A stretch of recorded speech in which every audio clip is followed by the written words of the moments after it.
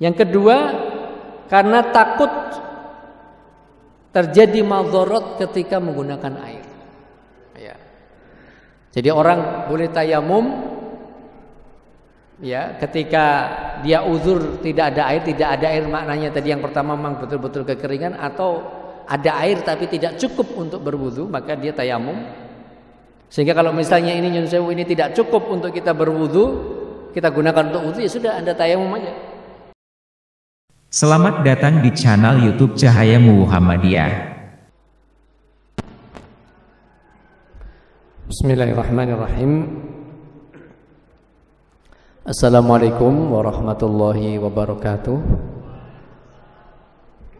Innal hamdalillah nahmaduhu wa nasta'inuhu wa nastaghfiruh wa natubu ilaihi wa na'udzu billahi min syururi anfusina wa min sayyiati a'malina. May yahdihillahu fala mudilla lah wa may yudlil fala hadiya lah. Wa asyhadu an la ilaha illallah wahdahu la syarika lah wa asyhadu anna Muhammadan abduhu wa rasuluhu la nabiyya ba'dah. Allahumma salli wa sallim wa barik ala abdika wa nabiyyika Muhammadin sallallahu alaihi wasallam wa ala alihi wa ashabihi wa man tabi'ahum bi ihsanin ila yaumiddin, amma ba'd. Bapak dan Ibu jamaah pengajian Ahad pagi Masjid I'anatur Rahman yang dimuliakan Allah Subhanahu wa taala, senantiasa kita bersyukur kehadirat Allah Subhanahu wa taala atas segala limpahan karunia, hidayah, taufik dan inayahnya kepada kita semua. Kita bersyukur alhamdulillah pada pagi hari ini kita masih diberikan kenikmatan hidup. Mudah-mudahan nikmat hidup ini menjadi modal bagi saya dan kita semua untuk terus melakukan amal kebaikan dan mengisi hari-hari kita dengan amal soleh. Dan kita berdoa kepada Allah semoga amal ibadah dan amal soleh yang pernah kita lakukan diterima oleh Allah Subhanahu wa taala. Amin. Jamaah sekalian, di antara kasih sayang Allah Subhanahu wa taala pada kita semua berkaitan dengan kajian kita ini adalah adanya syariat yang itu menjadi bagian dari rukhsah, ya, dari keringanan kepada kita sebagai hamba Allah Subhanahu wa taala berkaitan dengan fikih tayamum, ya. Karena kajian kita ini di ahad keempat ini insyaallah kajian berkaitan dengan fikih. Jadi kita sudah mulai sejak awal berkaitan dengan fikih thaharah dan kita masih pada posisi fikih ibadah. Dan kita baru masuk pada pagi hari ini insyaallah berkaitan dengan fikih tayamum, ya. Nah, tayamum ini saya kira tidak asing bagi saya dan kita semua, tapi tidak mengapa untuk kemudian kita mereview kembali, mengupdate kembali, mengkaji ulang apa yang pernah kita pelajari sebelumnya berkaitan dengan hukum tayamum dalam ketentuan syariat agama kita. Sekali lagi ini bagian dari rukhsah, ya, keringanan yang Allah berikan pada kita sebagai hambanya, ya. Saya bacakan dalam kitab ini Bapak Ibu. Tayamum itu secara bahasa dan istilah itu apa? At-tayammamu lughatan al-qasdu wa syar'an huwa mashul wajhi wal yadaini bis-sa'idi thayyibi ala wajhin makhsusin ta'abbudan lillahi ta'ala, ya. Tayamum secara bahasa itu artinya menyengaja, ya, untuk melakukan sesuatu secara bahasa. Lalu kemudian secara istilah mashul wajhi wal yadain, membasuh wajah dan kedua telapak tangan atau kedua punggung tangan, bisa'idi thayyib, dengan debu yang baik, ala wajhin makhsusin, dengan tata cara yang telah dikhususkan dicontohkan oleh baginda Nabi kita Muhammad sallallahu alaihi wasallam, ta'abbudan lillahi ta'ala, sebagai bentuk peribadatan kepada Allah Subhanahu wa taala. Ya. Jadi kalau kita melihat definisi ini, tayamum itu hanya mengusap wajah dan punggung tangan, pergelangan tangan maksud saya. Ya. Ini kemudian dengan apa? Dengan debu, ya. Atau juga kalau dengan tanah itu terlalu banyak ya. Hanya debu aja, kalau ada tanah diambil debunya. At-thayyib yang baik. Dan ungkapan thayyib di sini jamaah sekalian tentu adalah debu atau tanah yang suci, ya. Ala wajhin makhsusin, dengan tata cara yang khusus, ya. Ta'abbudan lillahi ta'ala, sebagai bentuk peribadatan kepada Allah Subhanahu wa taala. Karena kadang ada orang yang merasa ini Bapak Ibu, makanya kalau nyun sewu kita mengkaji berkaitan dengan fikih, ya, atau belajar tentang ketentuan syariat yang berhubungan dengan masalah fikih ibadah misalnya, atau fikih-fikih yang lain, itu memang tidak ada istilah mantep nggak mantep, marem atau nggak marem gitu ya. Saya kok tayamum kok caranya kok cuma begitu. Oh ya, sedangkan biasanya kalau kita wudhu itu kan sampai kaki juga dibasuh, kepala juga dibasuh. Lah ini kok tata caranya cuma begitu. Oh ya. Makanya ketentuan syariat dalam agama kita ini tidak diperturutkan sesuai dengan keinginan kita, ya, dengan rasa mantap atau tidak mantap. Karena kami pernah mendapati ada orang tayamum itu sampai siku, ya, saking kalau ditanya loh kenapa sampai siku, kalau cuma sampai pergelangan tangan nggak mantep ya. Gitu. Kalau cuma pergelangan kok kayaknya kurang gimana gitu, ya. Nah ini kan dia membasuh tayamumnya sampai ke siku, sampai diusap semuanya. Lalu kemudian itu sampai sikunya ini ada ketuntunan syariatnya atau tidak? Makanya sekali lagi Bapak Ibu yang kalau hormati, saya dan kita semua ini yang paling penting hanya ketundukan saja, ya. Tunduk kepada ketentuan syariat. Kalau sudah diberikan kemudahan, kalau sudah ada rukhsah, ya lakukan rukhsah itu. Jangan menambah walaupun cuma sedikit, karena bisa jadi justru dengan menambahnya itu tidak menjadi sah apa yang kemudian kita lakukan, ya. Ada yang membasuhnya sampai 3 kali. Wah, ping telu. Wah, kok ini mantep banget. Kenapa ping telu? Nggih biasane ping telu ini. Nah, nggo biasane loh. Ini kan berarti ada nyun sewu tadi dari kekurang mantepan aja, jadi makanya kan tidak ada mantepisme. Ya, orang mantep ya, nek ora mantep gimana? Ya ini jamaah sekalian yang dirahmati Subhanahu wa taala. Termasuk juga rukhsah yang lain, ya, termasuk keringanan-keringanan dalam ketentuan syariat agama kita yang lain juga begitu. Ada orang memang Islam sudah memberikan kemudahan. Saya mendapati sendiri ada orang musafir, ya, kemudian kita jamak qashar aja, itu dia kaget loh, memang sholat bisa dikurangi gitu. Memang sholat bisa diqashar, ya, saking nggak ngertinya ketentuan syariat agama ini, ya.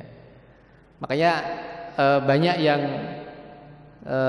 tidak mengerti itu, ya, dan ini perlu kemudian dipelajari agar keringanan yang diberikan oleh Allah Subhanahu wa taala itu bisa kita lakukan. Dan Allah Subhanahu wa taala senang gitu ya jemaah. Senang kalau kemudian rukhsah, keringanan yang diberikan oleh Allah pada kita itu kita lakukan, kita kerjakan sesuai dengan yang sudah dituntunkan. Enggak usah ditambah, enggak usah dikurangi. Lakukan apa adanya dan jangan sampai kemudian alasannya mantap enggak mantap biasanya dan seterusnya. Kembali kepada tayamum ini Bapak Ibu yang kalau hormati, ayat dan dalilnya itu di surat Al-Maidah ayat yang ke-6. Ya, surat Al-Maidah ayat yang ke-6 itu ayatnya panjang. Ya. Dan memang bagian dari istinbat, ya, pengambilan dalil dalam Al-Quran itu memang tidak serta-merta satu ayat utuh. 1-2 kata saja atau 1 kalimat saja dalam Al-Quran itu bisa dijadikan dalil. Jadi kalau Bapak Ibu yang kalau hormati, kita nanti buka di surat Al-Maidah ayat 6. Itu panjang. Karena di situ ada ayat firman Allah yang berhubungan dengan masalah wudu. Ya, kemudian di situ juga ada berkaitan dengan tayamum. Jadi satu ayat itu bisa isinya beberapa hukum. Oleh karenanya ayat-ayat di dalam Al-Quran, Bapak Ibu yang kalau hormati, itu tidak dikhususkan pada dalil tertentu, kecuali memang dalil itu telah dikhususkan untuk syariat tertentu. Ya. Tapi dikala ayat itu umum, ya, maka ini bisa dijadikan dalil dalam semua lini ketentuan syariat dalam agama kita. Contohnya ini tadi Bapak Ibu, bahwa surat Al-Maidah ayat ke-6 itu berkaitan dengan banyak hal. Di potongan ayat, ya, di pertengahan ayat atau di sebelum terakhir dari surat Al-Maidah ayat 6 itu Allah Subhanahu wa taala berfirman, ya, falam tajidu ma'an fatayammamu sa'idan thayyiban famsahu biwujuhikum wa aydikum min ma yuridullahu liyaj'ala 'alaikum min harajin walakin yuridu liyutahhirakum wal yutimma ni'matahu 'alaikum la'allakum tashkurun. Ya. Allah Subhanahu wa taala mengabarkan pada kita pada ayat ini sebagai dalil syariat tayamum. Allah Subhanahu wa taala, ya, berfirman, falam tajidu ma'an, dan kalian tidak mendapati air. Fatayammamu sa'idan thayyiban, maka hendaknya kalian itu bertayamum, ya, dengan debu dan atau tanah yang bersih. Famsahu biwujuhikum, dan cukup kalian membasuh wajah-wajah kalian, wa aydikum, dan tangan kalian. Dan kemudian dalam hadis yang sahih Rasulullah SAW memberikan tata caranya. Contohnya makna tangan itu, ya, ternyata hanya sampai ke pergelangan tangan. Yang dibasuh adalah punggung bagian tangannya. Ma yuridullahu liyaj'ala 'alaikum min harajin. Allah tidak menginginkan bagi kalian sesuatu yang memberatkan. Walakin yuridu liyutahhirakum. Tapi Allah Subhanahu wa taala menginginkan agar kalian dalam keadaan suci. Wal yutimma ni'matahu 'alaikum la'allakum tashkurun, dan Allah Subhanahu wa taala menyempurnakan, ya, nikmatnya untuk kalian, la'allakum tashkurun, agar kalian bersyukur pada Allah Subhanahu wa taala. Jadi ini dalilnya Bapak Ibu yang kau hormati, ya, sehingga sekali lagi ketika ada kemudahan, ada rukhsah yang ditetapkan oleh Allah Subhanahu wa taala, maka itu kita terima saja. Ya. Tentu nanti akan kita sebutkan ketentuan dan syaratnya, kan gitu, ya. Tidak semuanya tiba-tiba kita tayamum kapan saja, tidak, ya. Nah, Bapak Ibu yang kalau hormati, latar belakang ketentuan syariat tayamum ini ada peristiwanya. Ya, peristiwanya dikala Aisyah radhiyallahu taala anha diajak oleh Rasulullah SAW bersama para sahabatnya keluar dari kota Madinah melakukan sebuah perjalanan, ya. Tentu pastinya orang mau melakukan perjalanan kan bawa air, dan yang dibawa airnya itu untuk dua kebutuhan, untuk kebutuhan wudu dan untuk kebutuhan minum, ya, untuk kebutuhan bersuci dan untuk kebutuhan minum. Ini dalam Sahih Bukhari, ya, hadisnya cukup panjang, tapi kita singkat ya, makna dalam hadis itu bahwa kalungnya Aisyah itu terjatuh, ya, terjatuh di tengah padang pasir, yang kemudian Aisyah radhiyallahu taala anha menyampaikan itu pada Rasulullah sallallahu alaihi wasallam, ya Rasulullah, kalung saya terjatuh di tengah padang pasir. Ya. Bapak Ibu pernah ke padang pasir belum? Atau pasir pernah ya? Tapi kalau padangnya bukan peteng ya Bapak Ibu ya. Kalau Bapak Ibu lihat, jangankan padang pasir ya, kalau kita melihat hutan aja gitu ya, Anda mencari kalung yang terjatuh di hutan. Nah, ini kalungnya terjatuh di tengah padang pasir. Ya. Kira-kira mau nyarinya gimana ini Bapak Ibu ya? Maka Rasulullah Shallallahu Alaihi Wasallam memerintahkan kepada para sahabatnya, tolong carikan kalungnya Aisyah ini terjatuh. Ya. Ya, ini bisa dibayangkan Bapak Ibu, orang mencari kalung di tengah padang pasir. Kemarin ada peristiwa di Dubai ini kan Bapak Ibu, seminggu yang lalu ya, atau 5 hari yang lalu, banjir, hujan deras, badai bandang di padang pasir. Kemudian muncul viral video ya, seseorang yang kehilangan mobilnya, ya kan, dia terjebak banjir, mobilnya ditinggal, dia selamat, ternyata kan mobilnya sudah ditemukan di tengah padang pasir, tertutup tanah segini tanahnya kan, digali, mobilnya sudah tertanam. Ya. Anda bisa bayangkan luasnya padang pasir itu, ya, untuk bisa mencari kalung yang sangat kecil. Ya. Maka Bapak Ibu yang kalau hormati, sudah barang tentu bahwa ketika semua sahabat dikerahkan untuk mencari kalung itu, pastinya haus. Ya, pastinya cari minum juga kan, karena panas, di bawah terik matahari, kalungnya nggak ketemu, belum ketemu maksudnya. Sampai akhirnya kemudian para sahabat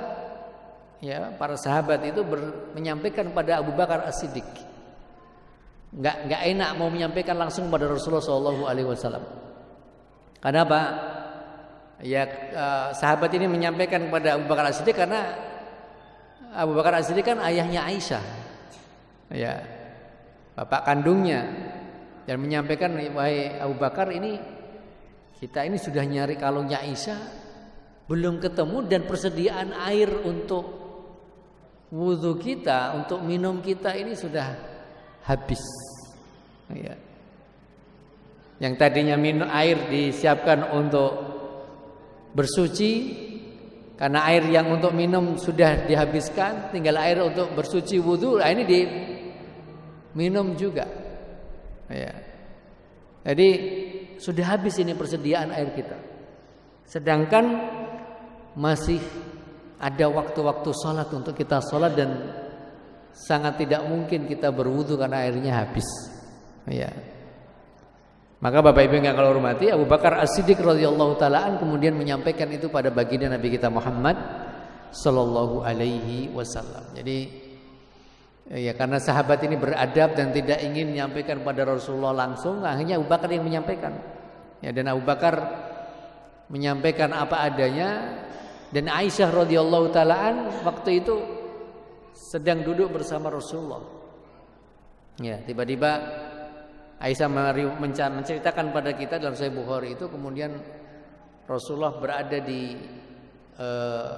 betisnya Aisyah, dan Aisyah merasakan berat ya dari fisiknya Rasulullah SAW. Ya, kita tahu bahwa setiap kali wahyu itu akan turun, ya Rasulullah SAW pada posisi yang sangat berat. Ya. Banyak riwayat Rasulullah dalam kondisi berkeringat, Rasulullah dalam kondisi pingsan, Rasulullah badannya semakin berat dan terdiam tiba-tiba, banyak riwayat itu. Ya. Nah, salah satu di antaranya itu tadi. Ya, ketika Abu Bakar As-Siddiq radhiyallahu taala sudah menyampaikan, kemudian turun wahyu pada Rasulullah SAW, dan wahyu itu apa? Yang kita baca tadi. Ya. Yang kita baca tadi, falam tajidu ma'an fatayammamu sa'idan thayyiban wamsahu bi ru'usikum wamsahu bi wujuhikum wa aydikum min ma yuridullahu liyaj'ala 'alaikum min harajin walakin yuridu liyutahhirakum wa yutimma ni'matahu 'alaikum la'allakum tashkurun. Ya. Jadi turun ayat inilah kemudian dibacakan oleh Rasulullah di hadapan para sahabatnya, sampai kemudian ada seorang tokoh ya bernama Usaid bin Hudayr, seorang sahabat dari kalangan Ansor yang kemudian mengabarkan ma hadhihi awwalu barakatin lakum ya ali Abi Bakr. Ya, ini bukanlah keberkahan pertama bagi kalian wahai keluarga Abu Bakar As-Siddiq. Kenapa?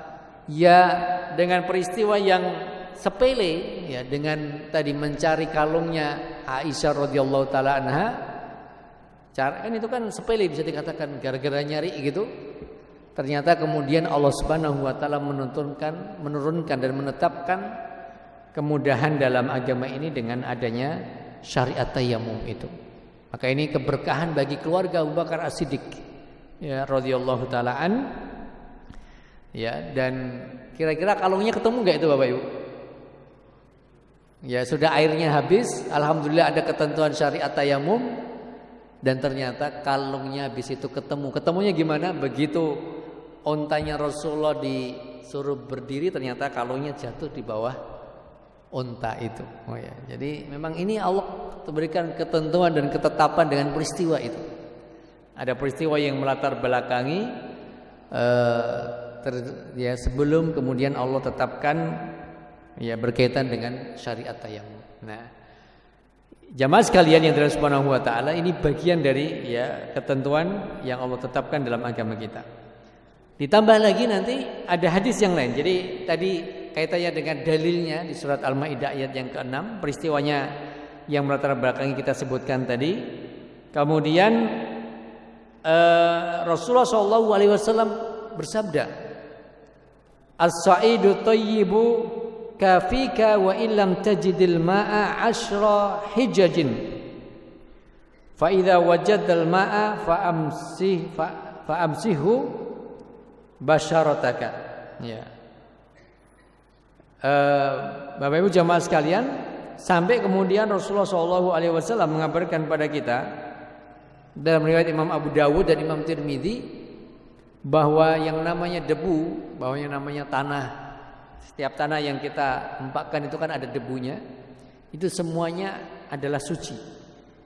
Dan ini menjadi bagian dari keistimewaan umat ini, bahwa Allah Subhanahu wa taala menjadikan ju'ilat lil ardu masjidan wa tahura. Allah jadikan bumi ini sebagai masjid untuk sujud kita dan suci. Maka kemudian Rasulullah mengabarkan kafika wa illam tajidil ma'a 'ashra hijajin.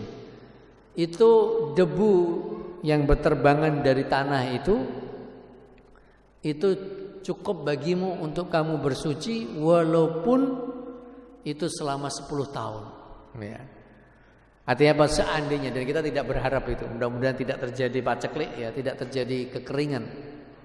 Tapi kalau kemudian Allah takdirkan itu ya, terjadi peristiwa kekeringan, maka Rasul sampai mengabarkan seandainya kalian itu tidak mendapati air selama 10 tahun, maka debu dari tanah-tanah itu cukup untuk kalian bersuci ya. Dan tidak perlu dicuci ya. Ada debu dicuci Bapak Ibu? Enggak bisa juga kan ya. Dan itu ketentuan syariat agama kita. Jadi sampai kemudian Allah Subhanahu wa taala memberikan kemudahan bagi saya dan kita semua walaupun dalam masa yang cukup panjang ya. Nah, jamaah sekalian yang dirahmati Allah Subhanahu wa taala, ini menjadi ijma' kaum muslimin ya, kesepakatan kaum muslimin bahwa tayamum ini dijadikan sebagai ya pengganti air ketika memang air itu tidak ada ya. Dan syarat bolehnya bertayamum apa saja Bapak Ibu yang dirahmati Subhanahu wa taala, ada beberapa ketentuan di sini ya. Kami sebutkan syarat ya untuk orang dibolehkan bertayamum secara hukum fikih. wa yasihu tayammum bi syurutil atiyah. Ya, syarat tayamum itu akan menjadi sah dengan beberapa hal berikut ini. Yang pertama adalah an-niyatu. Yang pertama adalah niat. Wa hiya niyatun istibahatun lis-salati. Wa niyatu syartun fi jami'il ibadati wa tayammumu ibadatun. Ya. Tentu yang pertama adalah berniat untuk bertayamum. Dalam pembahasan niat ini Bapak Ibu yang kalau hormati, ada dalam mazhab Syafi'i dan juga dalam mazhab Hambali didetailkan. Didetailkan itu maksudnya begini. Ketika seseorang berniat untuk tayamum, maka niat tayamumnya itu untuk sholat, ya. Jadi seandainya ada orang bertayamum tapi niat tayamumnya itu bukan untuk sholat, maka tayamum yang dia lakukan tidak sah. Lalu kemudian setelah itu dia mendirikan sholat. Jadi ketika seseorang bertayamum maka niatkan tayamumnya itu untuk sholat, maka setelah itu dia sholat. Tapi kalau kemudian orang hanya sekedar tayamum tanpa niat untuk sholat, maka dia tidak boleh sholat dengan tayamumnya itu. Harus niatnya yang dia lakukan adalah niat tayamum untuk mengerjakan sholat, ya. Ini yang pertama. Dan kita sudah sampaikan sebelumnya bahwa memang niat itu hanya dalam hati, cukup ya dalam hati kita. Yang kedua, tentu orang yang sah tayamumnya adalah dia seorang muslim ataupun muslimah. Ya, ini karena ini ketentuan fikih, jadi kita bacakan berkaitan dengan hal ini. Jadi kalau non muslim jelas tayamumnya tidak sah. Yang ketiga adalah berakal. Dan kita sampaikan sebelumnya, berakal ini maksudnya adalah bahwa di samping dia sudah berniat, di samping dia seorang muslim dan muslimah, maka dia dalam keadaan sehat akalnya, bukan, mohon maaf, orang gila, bukan juga orang yang sedang tidak sadarkan diri, ya. Yang keempat, setelah dia berniat, seorang muslim atau muslimah, dia berakal, adalah dia tamyiz. Ya, tamyiz adalah usianya lebih dari 7 tahun, ya. Jadi ada yang mengatakan 7 tahun, ada yang mengatakan 10 tahun. Jadi tamyiz itu kalau masih anak-anak kecil tadi di bawah 7 tahun, maka tayamumnya belum sah, ya. Tapi kalau sudah di atas 7 tahun, maka tayamumnya sudah sah. Yang penting dia ya seorang muslim, muslimah, dan dia berakal dan ada niat sebelumnya. Maka ini kan jamaah sekalian yang dirahmati Subhanahu wa taala, tadi pembahasan tentang niat itu sederhana, mudah. Dalam agama kita tinggal kemudian ditetapkan saja dalam hati.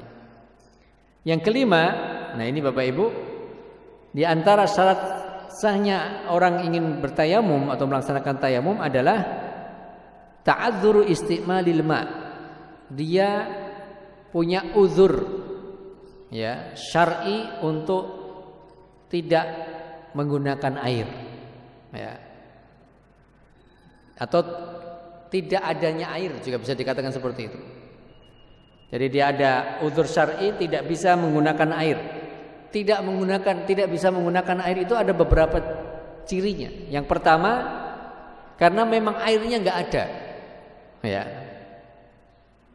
Falam tajidu ma'an. Nah, karena tadi kita bacakan di surat Al-Maidah ayat 6 itu kan, falam tajidu ma'an, dan kalian tidak mendapati air. Jadi memang betul-betul tidak ada air. Ya. Falam tajidu ma'an. Maka tadi juga sampai kemudian Rasulullah mengabarkan pada kita, walaupun itu sampai 10 tahun misalnya enggak ada air, ya. Tapi alhamdulillah kita bersyukur kepada Allah Subhanahu wa taala. Ya, kalau kita lihat di negeri kita ini melimpah airnya, ya, melimpah airnya.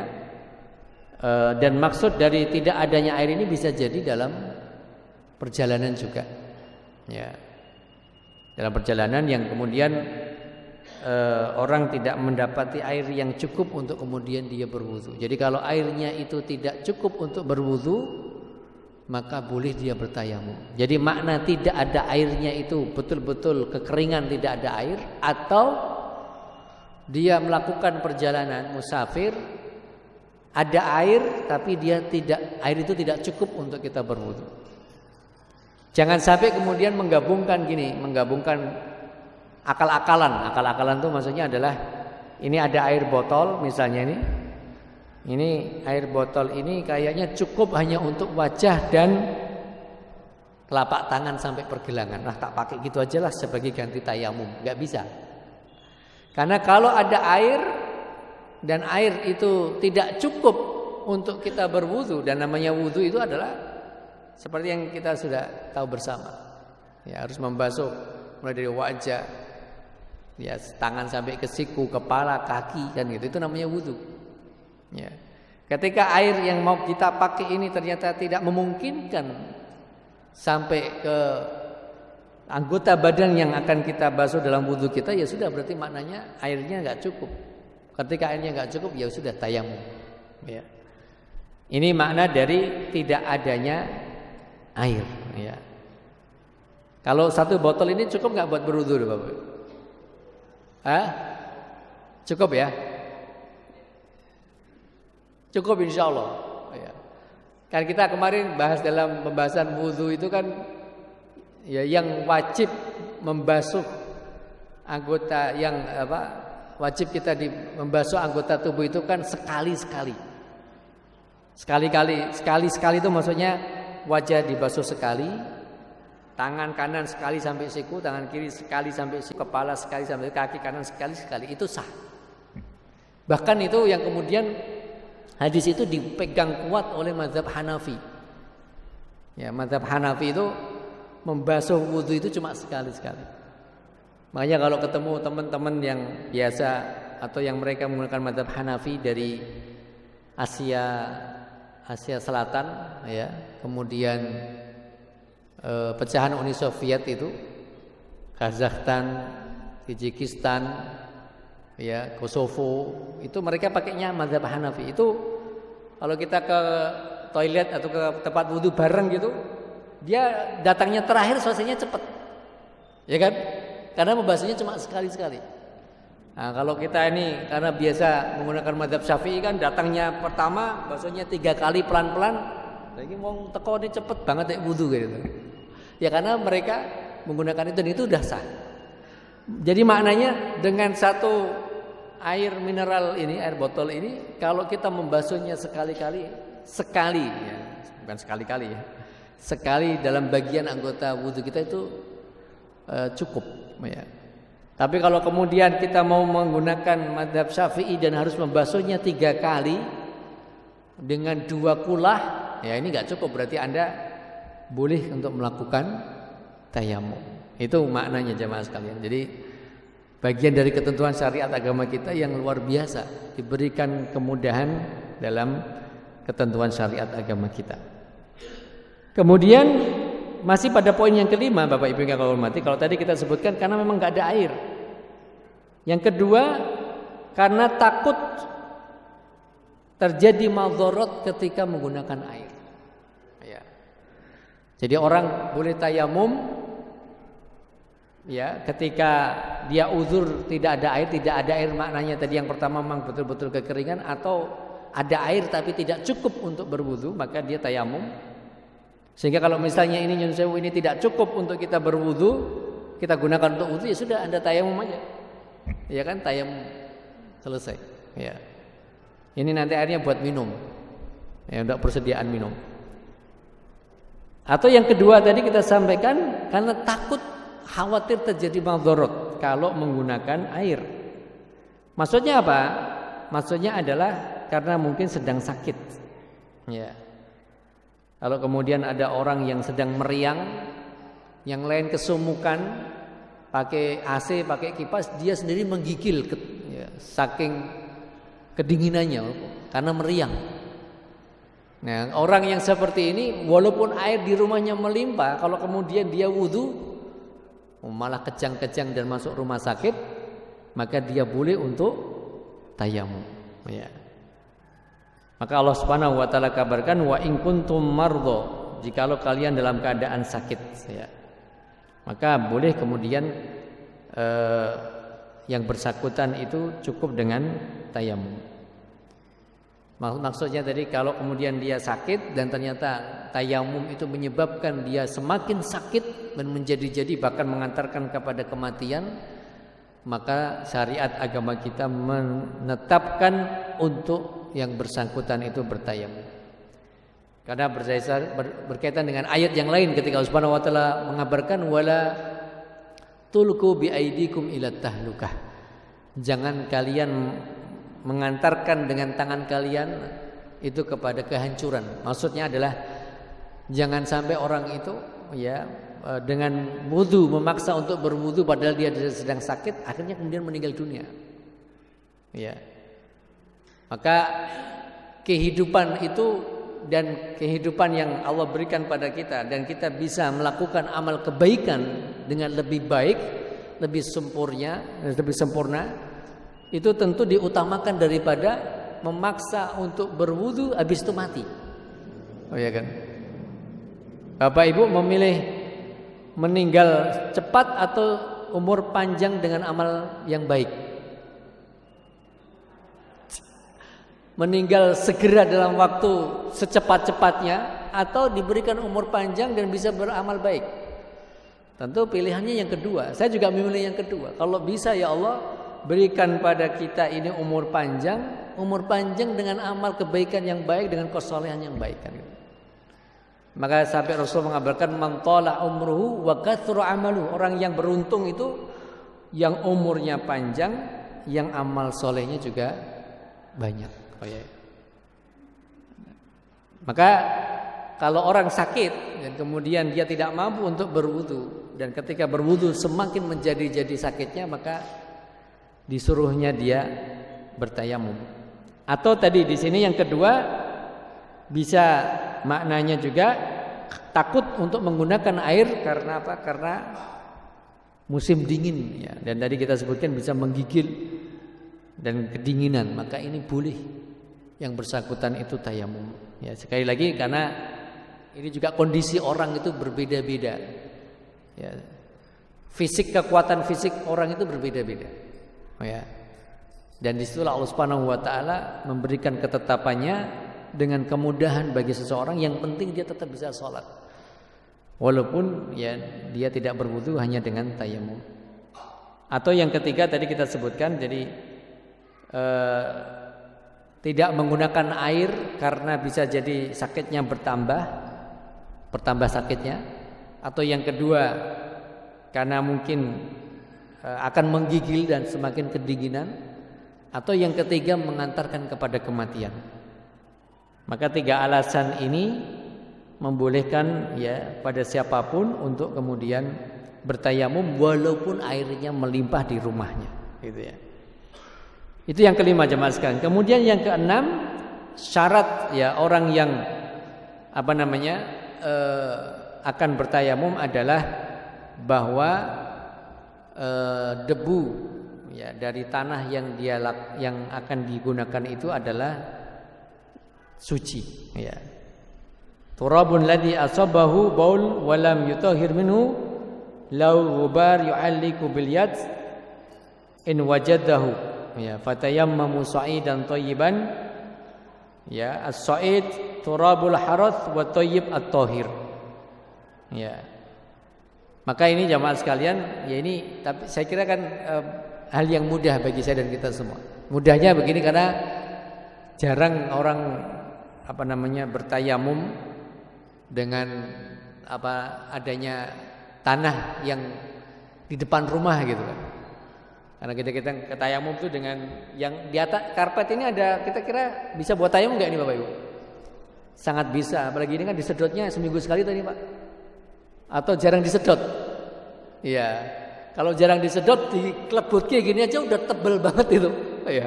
Nah, itu bisa untuk kita bersuci. Artinya jarang orang yang kemudian keluar rumah menepukkan tangannya di tanah itu, ya itu jarang. Ya. maka sudah bisa dipastikan ya, debu yang kemudian kita gunakan untuk bertayamum itu adalah debu yang suci. Ya. Karena kalau kemudian dalam pembahasan fikih ini kan ketika ada orang yang menepukkan tangannya di tanah, maka tanah yang akan dia tepukkan tangannya di sana itu harus dipastikan bahwa tanah itu suci, tidak ada campuran, mohon maaf, kencing, ya. Ya, dan ini saya kira sekali lagi sangat jarang kemudian kita melakukan itu. Jamaah sekalian yang dirahmati Allah Subhanahu wa taala, apa saja yang membatalkan tayamum kita? Ada 3 di sini jamaah sekalian. Yang pertama adalah yubtilu tayammumu min hadathi asghar bi mubtilatil wudu wa an hadathi akbar bi wajibatil ghusl min janabat wa haidhi wa nifas. Jadi yang membatalkan tayamum kita adalah hadas kecil dan hadas besar, ya. Itu yang pertama. Jadi semua yang berhubungan dengan apa yang membatalkan wudu itu juga yang membatalkan tayamum kita, baik hadas kecil ataupun hadas besar. Yang kemudian kita sampaikan sebelumnya bahwa hadas kecil mewajibkan wudu, hadas besar mewajibkan mandi besar. Kemudian yang kedua, tayamum kita ini menjadi batal ketika adanya air. Bahkan dalam mazhab Syafi'i, Maliki dan Hambali, ketika ada orang sholat, ya, sholatnya dengan tayamum, ya, kemudian kalau dalam kitab fikih itu disebutkan dia lupa, ternyata dia masih punya persediaan air. Jadi dalam sholatnya dia ingat bahwa masih ada persediaan air di galon misalnya begitu. Padahal tadi dia wudunya dari sholatnya dengan tayamum. Maka para ulama kita sepakat yang bersangkutan itu mengulang sholatnya dengan cara berwudu dengan persediaan air yang cukup untuk dia lakukan untuk berwudu. Artinya sampai segitunya jamaah sekalian. Kenapa? Karena tayamum ini hanya mengganti wudu. Oleh karenanya sampai misalnya ada orang sholat gitu ya, dengan kecuali ketika dia sakit tadi, dengan kondisi 3 yang tadi yang kita sebutkan. Kecuali kalau dia sakit dan kalau berwudu bertambah sakitnya, atau karena musim dingin, ya dia menggigil tidak kuat kalau berwudu, atau kalau dia berwudu bisa mengarah kepada kematian misalnya. Kecuali hal ini. Tapi kalau kemudian dia sehat, ya, dan ternyata tayamumnya karena memang tidak ada air, ya, kok kemudian dia ingat masih punya persediaan air, maka sholatnya batal dan tidak sah dan dia harus mengulang sholatnya itu, ya. Karena ini menjadi hukum asal ya jemaah sekalian. Ada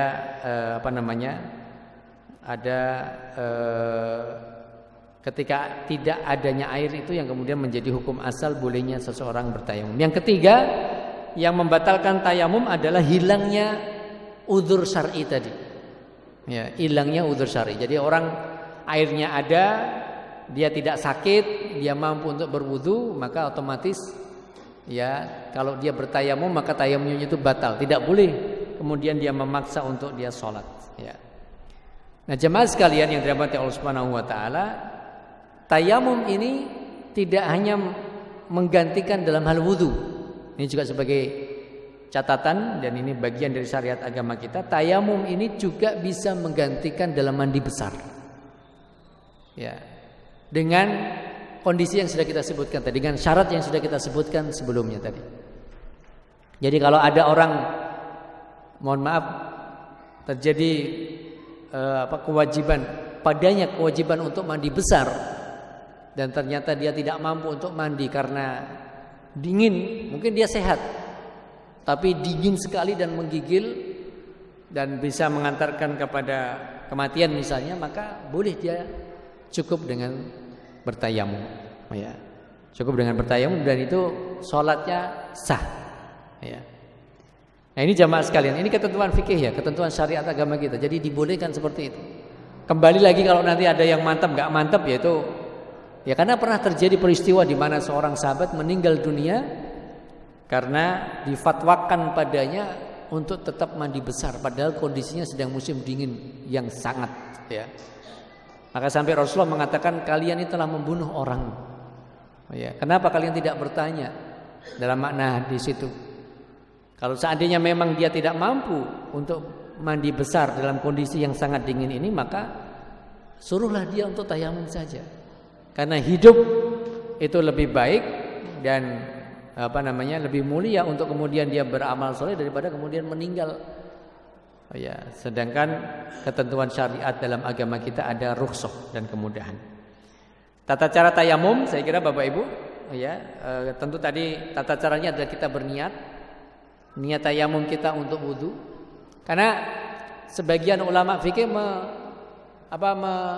memberikan pendapat termasuk dalam mazhab Syafi'i bahwa tayamum ini tidak sama dengan wudu. Misalnya begini, maksudnya adalah ketika saya berwudu untuk sholat maghrib, saya wudu saya untuk sholat maghrib, lalu kemudian datang waktu isya dan saya belum batal, maka saya bisa sholat isya dengan wudu saya dari sholat maghrib tadi kan itu. Tapi sebagian ulama fikih menyebutkan beda dengan tayamum. Tayamum yang dilakukan oleh seseorang itu hanya satu ibadah yang bisa dia lakukan. Tayamum dia untuk maghrib, ya tayamum untuk maghrib. Begitu nanti dia mau sholat isya, dia tayamum lagi. Ya, ini bagian dari salah satu di antara pendapat ya di karangan ulama fikih. Maka tadi niatnya ketika kita akan tayamum, niat untuk sholat maghrib ya sholat maghrib. Kemudian dia mengucapkan bismillah. Ini tata caranya. Berniat dalam hati tayamum kita untuk sholat yang akan kita lakukan. Maka kapan tayamum itu dilakukan? Ketika tayamum itu dilakukan ketika memang sudah masuk waktu sholat. Jadi tidak kita tayamum sekarang untuk nanti sholat zuhur, bukan. Jadi tayamum itu dikerjakan ketika memang sudah masuk waktu sholat. Begitu sudah komandang sholat maghrib, wah berarti disitulah kita mulai tayamum. Ya. Lalu kemudian setelah niat tadi, kemudian kita mengucapkan bismillah, kemudian mengepakkan tangan kita di tanah atau di tempat yang di situ jelas ada debunya, sekali saja tepukan. Kemudian kalau di tanah kan debunya tebal, maka ditiup. Tapi kalau di karpet ini debunya tidak tebal, maka tidak ditiup. Lalu kemudian membasuh dengan kedua telapak tangan kita ini, wajah kita ini, lalu kemudian membasuh atau mengusap maksud saya punggung telapak tangan kiri diusap dengan telapak tangan kanan, punggung tangan kiri, telapak tangan kiri diusap dengan tangan kanan, dan punggung tangan kanan diusap dengan telapak tangan kiri kita, ya, sekali. Selesai, ya. Dan itu yang diajarkan oleh Nabi kita Muhammad sallallahu alaihi wasallam. Ya, jadi tidak ada menyela-nyela, ya. Tidak ada juga sampai siku, dan diucap cukup sekali-sekali untuk wajah sekali dan untuk punggung telapak tangan sampai pergelangan tangan kanan dan kiri cukup sekali. Ini jamaah sekalian yang dimuliakan Allah Subhanahu wa taala, bagian dari sekali lagi rukhsah yang Allah berikan pada kita semua berkaitan dengan fikih tayamum, sangat singkat ya, jelas saya kira, dan memudahkan bagi saya dan kita semua, apalagi yang sering melakukan perjalanan atau mungkin dalam kondisi sakit. Ternyata Islam ini sangat indah dan memberikan rukhsah dan kemudahan bagi kita semua untuk ya kita menyempurnakan ibadah kita pada Allah Subhanahu wa taala. Saya kira itu Bapak Ibu jamaah sekalian yang bisa kita bahas pada kesempatan pagi hari ini. Mudah-mudahan menguatkan kembali ilmu yang pernah kita dapatkan dan meyakinkan kembali bahwa Allah Subhanahu wa taala memang telah memberikan kemudahan pada kita semua sebagai hambanya demi untuk menyempurnakan ya syariat kewajiban kita dalam sholat kita pada Allah Subhanahu wa taala. Lebih kurangnya saya mohon maaf, wallahu taala alam. Saya kembalikan kepada pembawa acara. Makatan Mbak Bile Pak, wallahu alam bisawab. Saya kira cukup. Mudah-mudahan apa yang kita sampaikan pada kesempatan pagi hari ini bermanfaat untuk saya dan kita semua. Lebih kurangnya saya mohon maaf. Wallahu taala alam. Wassalamualaikum warahmatullahi wabarakatuh. Waalaikumsalam.